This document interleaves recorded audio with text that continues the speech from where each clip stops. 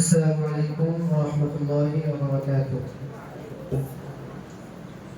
الحمد لله رب العالمين والصلاة والسلام على رسوله الكريم أما بعد. মহান স্রষ্টার নিকট সর্বপ্রকার কৃতজ্ঞতা জ্ঞাপন করি। অতঃপর সেই মানবতার দূত, বিশ্বের শ্রেষ্ঠ নায়ক ও বিশ্বের সর্বগ্রহণযোগ্য সংবিধানের প্রণেতা প্রিয় নবী সাল্লাল্লাহু আলাইহি ওয়াসাল্লামের দরবারে অগণিত সালাম বর্ষিত হোক। সকলে বলি সাল্লাল্লাহু আলাইহি ওয়াসাল্লাম। অতঃপর আজ এই অনুষ্ঠানের সম্মানীয় সঞ্চালক এবং আমার সামনে বসে থাকা সুদক্ষ সুচিন্তাশীল বিচারকদ্বয় এবং স্টেজে উপবিষ্ট মাদ্রাসার অন্যান্য শিক্ষক ও আমার সামনে উপবিষ্ট মাদ্রাসার সকল শ্রেণীর সাথী ভাইদেরকে আমার অন্তরস্থল থেকে হার্দিক প্রীতি শুভেচ্ছা ও মোবারকবাদ জানিয়ে প্রিয় নবী সাল্লাল্লাহু আলাইহি ওয়াসাল্লামের রাষ্ট্রনায়ক সম্পর্কে কিছু তথ্য নিয়ে আমি আপনাদের সম্মুখে দণ্ডায়মান হয়েছি। তো আমি সর্বপ্রথম যে তথ্যের উপরে দণ্ডায়মান হয়েছি তার শিরোনামগুলো আমি উল্লেখ করতে চাই। নম্বর 1, প্রিয় নবী সাল্লাল্লাহু আলাইহি ওয়াসাল্লামের উৎকৃষ্ট সংবিধান। নম্বর 2, প্রিয় নবী সাল্লাল্লাহু আলাইহি ওয়াসাল্লামের সন্ধি চুক্তির পারদর্শিকতা। নম্বর 3, প্রিয় নবী সাল্লাল্লাহু আলাইহি ওয়াসাল্লামের রণক্ষেত্রের তৎপরতা। তো আমার শিরোনামের প্রথম টপিকটি আমি উল্লেখ করতে চাই প্রিয় নবী সাল্লাল্লাহু আলাইহি ওয়াসাল্লামের সর্বোৎকৃষ্ট সংবিধান। রাসূল করিম সাল্লাল্লাহু আলাইহি ওয়াসাল্লাম হিজরতের পর মুসলমানদের মধ্যে চিন্তা, বিশ্বাস, রাজনীতিতে এবং ঐক্যবদ্ধ প্রয়াসের মাধ্যমে একটি নতুন সমাজের ভিত্তি স্থাপন করলেন, যাতে করে মানুষ সুখে শান্তিতে বসবাস করতে পারে এবং মদিনা ও আশপাশের এলাকার মানুষ একটি সুস্থ প্রশাসনের আওতাভুক্ত হতে পারে। তিনি উদারতা ও ন্যায়পরতার মাধ্যমে এমন একটি সংবিধান প্রণয়ন করলে বর্তমান সংঘাত বিক্ষুব্ধ বিশ্বে যার কোনো দৃষ্টান্ত খুঁজে পাওয়া যায়।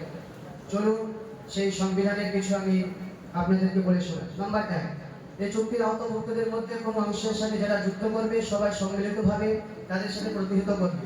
নম্বর 2, মুসলিমকে সাহায্য করা হবে। নম্বর 3, যতদিন যাবত যুদ্ধ চলতে থাকবে ততদিন ইহুদিরা মুসলিমদের সাথে যুদ্ধের ব্যয়ভার বহন করবে।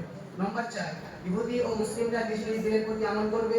নম্বর 5, কুরাইশ এবং তাদের সাহায্যকারীদের কোনো প্রকার প্রশ্রয় দেওয়া হবে না। নম্বর 6, এই চুক্তির অন্তর্ভুক্তদের মধ্যে যারা নতুন সমস্যা দেখা দিলে এবং ঝগড়া বিবাদ করলে আল্লাহর আইন অনুযায়ী প্রিয় নবী সাল্লাল্লাহু আলাইহি ওয়াসাল্লাম তার মীমাংসা করবেন। এটি 17 ইবনে হিশাম 1 নম্বর খণ্ড পৃষ্ঠা 503 ও 504। এই চুক্তি সম্পাদিত হওয়ার পর মদিনা এবং তার আশপাশের এলাকায় একটি রাষ্ট্র গঠিত হলো। সেই রাষ্ট্রের রাজধানী ছিল মদিনা এবং রাসূল সাল্লাল্লাহু আলাইহি ওয়াসাল্লাম ছিলেন সেই রাষ্ট্রের মহানায়ক। এর মূল কৃতিত্ব মুসলমানদের হাতে ছিল। এমনই করে মদিনা ইসলামী রাষ্ট্রের কেন্দ্রবিন্দু পরিণত হলো। শ্রোতা শ্রোতা মণ্ডলী, আমার শিরোনামের দ্বিতীয় টপিকটা উল্লেখ করতে চাই রাসূল সাল্লাল্লাহু আলাইহি ওয়াসাল্লামের সন্ধি পারদর্শিকতা।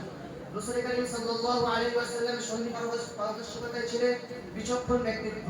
তিনি স্বয়ং 30টিরও বেশি গোত্রের সাথে চুক্তি অথবা সন্ধি করেছেন। তার সন্ধি পারদর্শিকতার মধ্যে মধ্যে উল্লেখযোগ্য হুদায়বিয়া সন্ধি। এই সন্ধি 630 খ্রিস্টাব্দে 6 হিজরিতে সংগঠিত হয়েছিল। সন্ধির শর্তসমূহ হলো রাসূল করিম সাল্লাল্লাহু আলাইহি ওয়াসাল্লাম এই বছর মক্কায় প্রবেশ না করে ফিরে যাবেন। আগামী বছর মুসলমানরা মক্কায় আসবেন এবং 3 দিন অবস্থান করবে। তাদের কাছে আত্মরক্ষামূলক অস্ত্র থাকবে, তরোয়াল থাকবে, কিন্তু তাদেরকে কেউ উত্তপ্ত করবে না। নম্বর 2, উভয় পক্ষ 10 বছর যুদ্ধ বন্ধ থাকবে। এই সময়ে সাধারণ জনগণ নিশ্চিন্ত নিরাপদ থাকবে, কেউ তাদের হাত ধরবে না। নম্বর 3, যারা মুহাম্মদ সাল্লাল্লাহু আলাইহি ওয়াসাল্লামের মতদর্শ দিতে চায় তারা পারবে। নম্বর 4, কুরাইশদের যদি কোনো লোক তাদের নেতাদের বিনা অনুমতি ছাড়া নবী করিম সাল্লাল্লাহু আলাইহি ওয়াসাল্লামের কাছে যায়, তাহলে নবী করিম সাল্লাল্লাহু আলাইহি ওয়াসাল্লাম তাদেরকে ফেরত দেবে।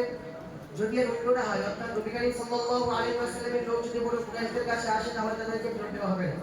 উল্লেখ্য, রাসূল করিম সাল্লাল্লাহু আলাইহি ওয়াসাল্লাম বাহ্যিকভাবে এই চুক্তির উপর স্বাক্ষর করলেন এবং এই শর্তাবলীর মধ্যে দুটি বিষয় এমন ছিল যার কারণে মুসলমানরা মানসিক দিক থেকে বিপর্যস্ত হয়ে পড়ে।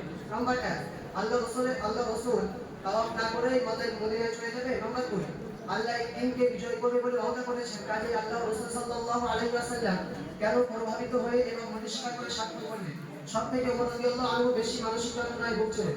তিনি রাসূল করিম সাল্লাল্লাহু আলাইহি ওয়াসাল্লামের কাছে আসলেন এবং বললেন, হে আল্লাহর রাসূল, আমরা কি হক আর ওরা কি বাতিলের মধ্যে নেই? রাসূল করিম সাল্লাল্লাহু আলাইহি ওয়াসাল্লাম বললেন, কেন নয়? এরপর ওমর রাদিয়াল্লাহু আনহু বললেন, হে আল্লাহর রাসূল, আমাদের বিরোধীরা কি জান্নাতি আর ওদের বিরোধীরা কি জাহান্নামী হয়? আল্লাহ রাসূল বললেন কেন না? এরপর ওমর রাদিয়াল্লাহু আনহু অসন্তুষ্ট মনে আবু বকর রাদিয়াল্লাহু আনহুর কাছে গিয়ে রাসূল করিম সাল্লাল্লাহু আলাইহি ওয়াসাল্লামের সাথে সমস্ত কথোপকথন তিনি উল্লেখ করলেন। এবার আবু বকর রাদিয়াল্লাহু আনহু বললেন মৃত্যুর আগ পর্যন্ত তারপর বিজয় থাকবে ইনশাআল্লাহ, আমাদের বিজয় হবেই হবে। এই পরিপ্রেক্ষিতে মহান আল্লাহ তাআলা 26 পারা 10 নম্বর পৃষ্ঠা সূরা ফাতহা 1 নম্বর আয়াত নাযিল করে বললেন ইন্না ফাতাহনা লাকা ফাতাহান মুবিনা, নিশ্চয়ই আমি তোমাদেরকে সুস্পষ্ট বিজয় দিয়েছি। এই ঘটনার পরিপ্রেক্ষিতে বোঝা যায় যে রাসূল করিম সাল্লাল্লাহু আলাইহি ওয়াসাল্লাম সন্ধি পারদর্শিতায় সফল রাষ্ট্রনেতা ছিলেন। এটি তার রহিবুল মাকতুম পৃষ্ঠা 367 থেকে নেওয়া হয়েছে।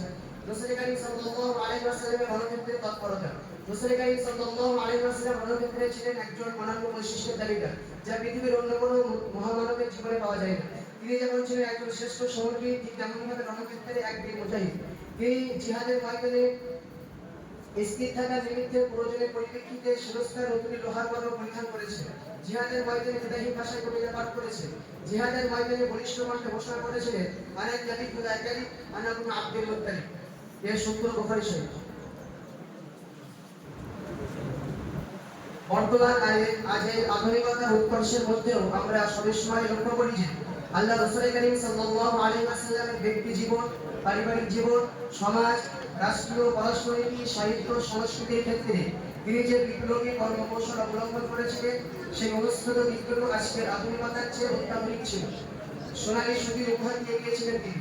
স্বল্প বলতে গেলে খুব অল্প সময়ের মধ্যে তিনি পৃথিবীর বুকে এমন একটি আদর্শ সমাজ ও রাষ্ট্র প্রতিষ্ঠা করলেন, এমন একটি বিশ্বায়নের রূপরেখা তিনি নির্মাণ করলেন, সেই সময় পৃথিবীর আর কোনো কোথাও দ্বিতীয় প্রতিষ্ঠিত হয়নি, আজও নেই।